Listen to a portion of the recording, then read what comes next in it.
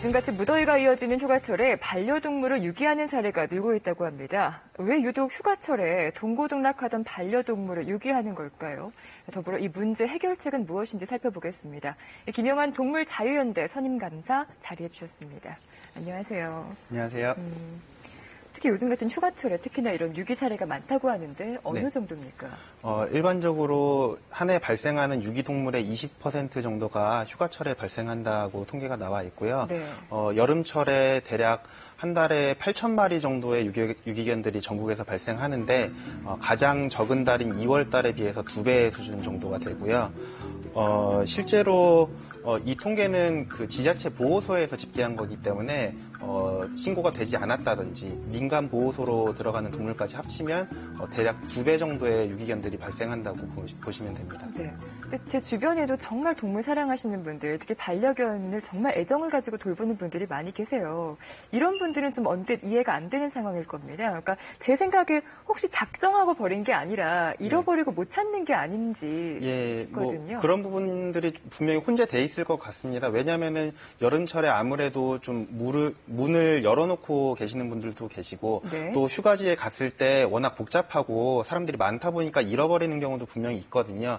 하지만 그런 것들을 감안하더라도 실제로 버리는 사례들이 많이 제보가 되기 때문에 실제로 그런 분들은 존재하고 있습니다.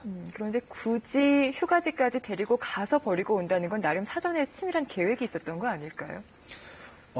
네, 아무래도 뭐 치밀하게 그렇게 꼼꼼하게 하는 분들도 있을 텐데요. 아무래도 외진 곳으로 놀러 가기 때문에 동물이 돌아오기도 어렵고 네. 또 특히 CCTV라든지 그런 감시 장비들이 좀 도심에 비해서 덜하거든요.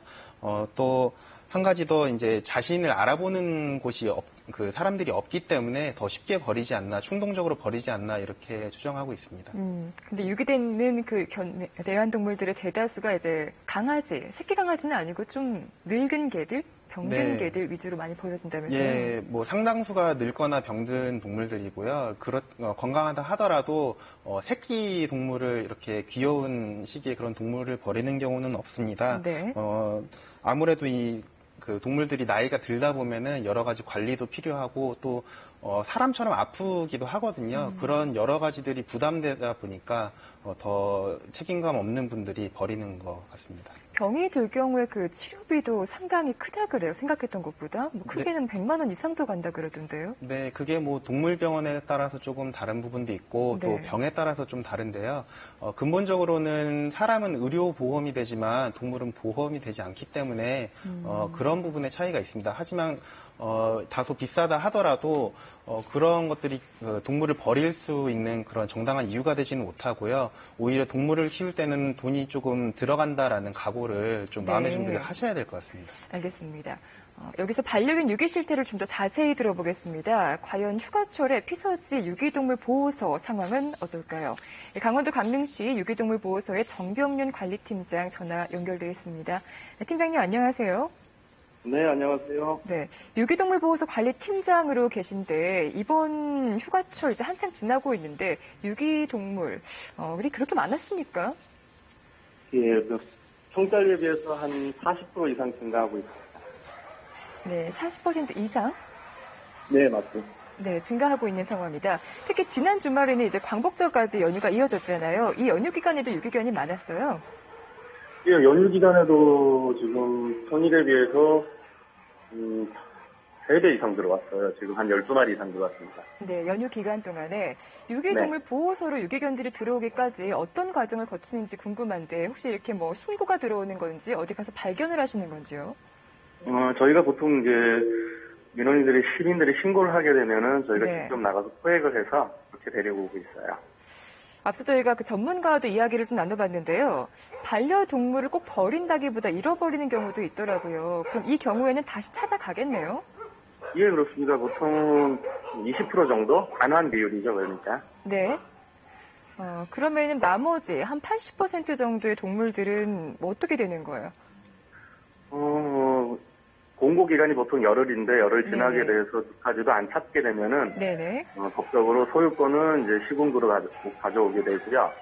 그거는 뭐 유기됐다고 보는 수밖에 없는 거고 이제 저희가 보호 관리하게 됩니다. 네, 보호 관리를 하시는데 제가 알기로 입양을 하면 좋겠지만 그러지 못할 경우에 안락사로 이어지는 경우도 있다고 하더라고요. 네, 뭐 안락사도 있긴 한데 강릉시 같은 경우는 이제 안락사를 웬만하면 안 하려고 많이 노력하고 있고요. 네네. 보통은 이제 건강하고 큰 질병만 없으면 계속 저희가 보호 관리하면서 입양 대기하는 거죠. 네, 그러니까 피치 못할 경우에는 안락사까지 가지만 그런 걸 지켜보는 과정에서 마음도 상당히 안 좋으시겠어요. 뭐 말로 표현할 수는 좀 없죠. 네, 그렇군요. 네, 애지중지했던 애완견을 버리고 가는 분들에게 혹시 드리고 싶은 이야기가 있으신가요?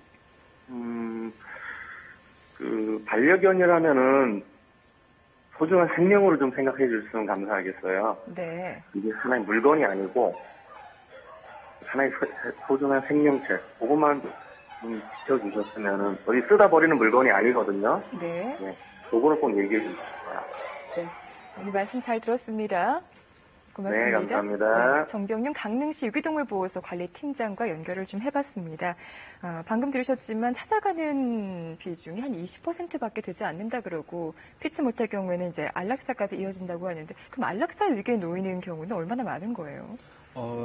통계를 보시면은요, 농림축산식품부에서 통계를 내는데, 1년에 보호소에 들어왔다가 주인을 찾아서 돌아가는 동물은 전국적으로 15% 정도가 되고요. 네. 20% 정도가 안락사 되거나 아니면 23% 정도는 그 보호소 안에서 보호 중에 질병이라든지 열악한 환경들 이런 이유들 때문에 폐사하기도 합니다. 네. 그리고 실제로 다른 주인을 찾아서 입양을 온전하게 가는 경우는 30% 정도로 나와 있습니다. 이야기를 들어보니까 보호소에서 관리 보호해주는 기간이 한 10일 정도라고 하는데 이걸 좀 현실적으로 늘리기는 어려운 건가요?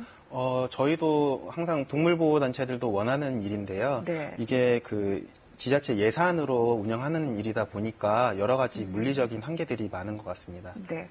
키우던 반려견을 버리는 사람들 엄연한 동물학대로 볼 수 있을 것 같은데 이거 처벌이 안 됩니까? 동물보호법상으로 동물을 유기하는 사람은 100만 원 이하의 과태료라고 규정이 돼 있긴 합니다. 하지만 1년에 3번을 연속으로 벌여야 100만 원인 거고요.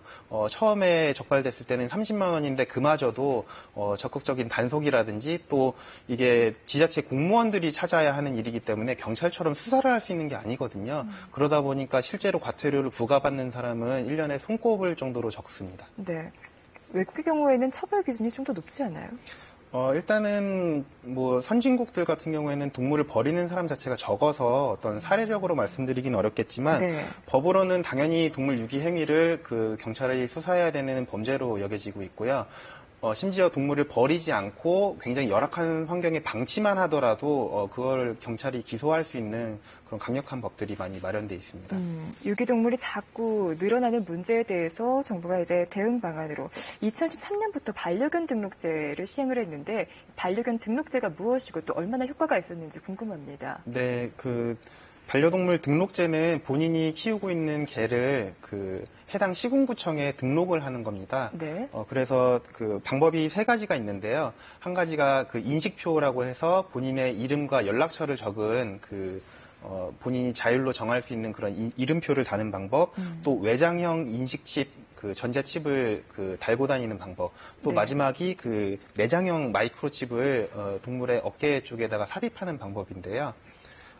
지금 대략적으로 전국적으로 50% 정도 등록이 이루어졌다라고 나와 있습니다. 그러니까 칩을 심는다는 거예요, 동물의 몸 안에? 네, 피부 안에 살짝 주사기를 통해서 넣습니다. 그럼 이제 간혹 내가 사랑하는 동물의 안에 뭔가 이렇게 넣는 거를 꺼려하시는 분들이 좀 많이 계실 것 같아요. 네, 아무래도 그런 좀 거부감은 본능적으로 당연히 있을 수밖에 없고요. 하지만 네. 이 부분은 좀 정책을 시행하는 정부에서 국민들을 설득해야 되는 문제인 것 같습니다. 이미 외국에서는 안정성이 많이 검증이 됐고요. 또 일부 문제가 있다라고 이렇게 얘기가 되는 것들은 다 저가의 싸구려 칩들이거든요. 지금 네. 현재 등록하고 있는 칩들은 문제가 없는 걸로 알고 있습니다. 그 등록제만으로도 이렇게 동물들이 버려지는 것을 막을 수가 없는 현실인데 좀 근본적으로 유기동물을 막기 위해서 어떤 제도적인 장치가 필요하다고 보세요? 유기동물이 많이 발생하는 이유는 지난번 강아지 공장 문제처럼 과잉 생산된 강아지들이 또 동물들이 책임감 없는 사람들한테까지 흘러 들어가기 때문에 발생하는 거거든요. 네. 따라서 그 동물을 아무나 쉽게 구입할 수 없도록 대형 마트에서 동물을 판매한다든지 그런 것들을 많이 규제를 해야 된다라고 생각을 합니다. 동물을 유기하는 것도 막으면 좋겠고 또 무엇보다 그 유기동물 보호소에 있는 동물들, 그러니까 10일이 지나기 전에 입양을 하는 게 제일 좋은 방법 같은데 네. 유기동물에 대한 편견을 가질 필요가 없잖아요.